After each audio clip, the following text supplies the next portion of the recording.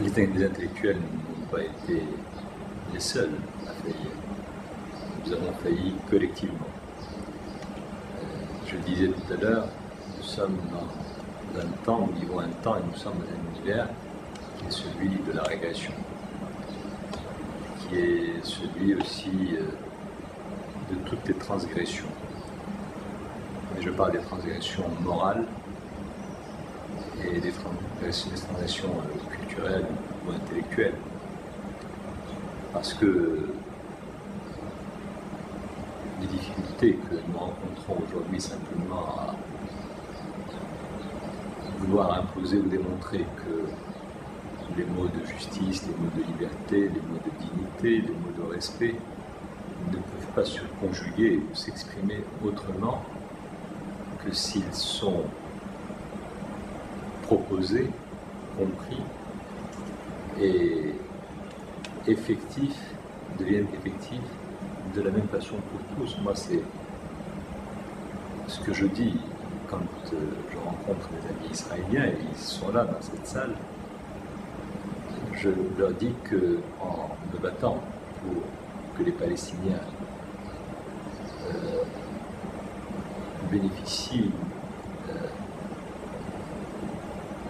de la même justice, de la même dignité, du même regard, de la même liberté, de la même souveraineté que chacun d'entre nous.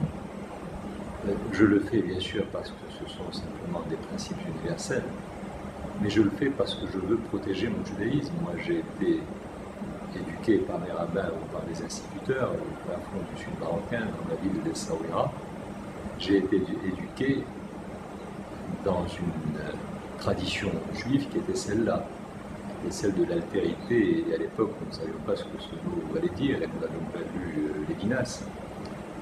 Mais l'altérité, c'était simplement faire en sorte que le voisin, chacun d'entre nous, et qui était dans 9 cas sur 10 musulmans, évolue exactement dans le même espace social, dans la même logique philosophique ou intellectuelle que nous-mêmes.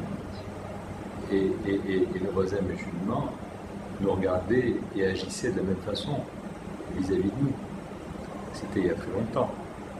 Mais il y a très longtemps, nous étions à la fois modernes et raisonnables. Aujourd'hui, ce n'est pas nécessairement compris aussi évidemment et aussi facilement que cela. Mais je dis ça pour dire que quand je me bats pour ces droits-là et cette altérité, je me bats d'abord pour moi-même, parce que je ne conçois pas de revendiquer ma judaïté autrement que dans ce combat. Et comme je veux rester juif, je me bats d'abord pour moi en faisant en sorte que ces Palestiniens qui, je l'espère, le plus vite possible, retrouveront à la fois un véritable État, un véritable espace de souveraineté, d'identité, de justice et de respect, ben, ils vont me permettre d'être encore plus fort à la fois dans ma spiritualité et dans ma foi.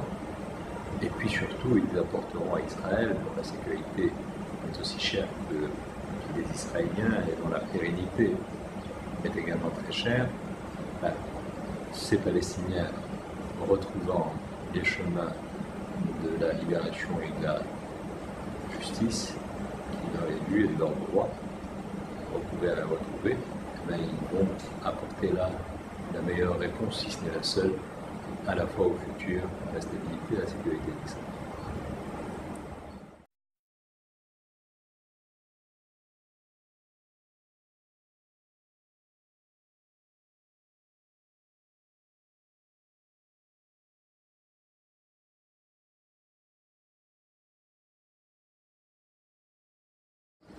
Je suis heureux que vous me posiez cette question et que vous fassiez ce parallèle Essaouira, East, West and Divan, parce que, en fait, Essaouira, je suis bien placé pour le dire, avait anticipé et précédé l'initiative de voir Saïd et Daniel Barenboim. Et il se trouve que cette initiative est un peu partie d'Essaouira, puisque c'est dans le cadre de la Fondation des Trois Cultures qui siège à Séville et que je préside avec le Premier ministre, président de la Junta d'Andalusia, M. Chavez. Et c'est une aventure qui a été exaltante exaltante parce qu'elle était à la fois incertaine et osée, je dois dire. Mais quand je vois comment ces jeunes musiciens venus de Syrie, venus d'Irak, venus de Palestine, venus de Jordanie, d'Égypte, du Maroc, ont pendant maintenant assez longtemps pour que cela soit pris au sérieux, joué, créé et fait le bonheur de beaucoup, tous ensemble, réunis.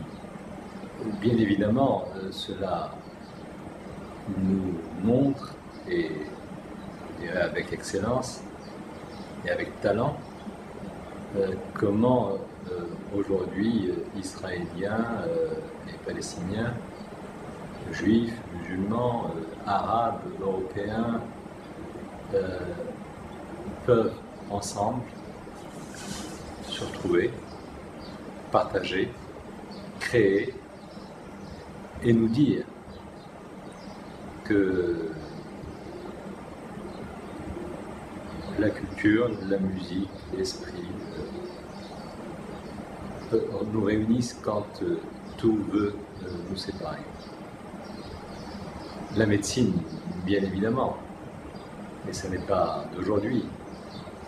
Et surtout quand on en parle dans cette région du monde, de Rabat où je suis, la médecine a fait se rencontrer, a fait travailler et a fait créer et innover ensemble, juifs et musulmans, dans cette partie du monde, il y a plus d'un millénaire. Et c'est d'ici que de grands chercheurs, de grands savants ont créé et apporté le fruit de leur création à cet Occident, à l'époque encore dans un âge très reculé, je ne dirais pas l'âge de pierre, mais tout de même, c'est de cette partie du monde que la science, la médecine, la musique, la philosophie, la littérature sont partis pour dire leurs leçons et pour dire leurs connaissances au reste du monde. La lumière était de ce côté-ci. Et elle est allée éclairer à ce moment-là ces pays de l'autre côté de la Méditerranée où on était encore très en retard.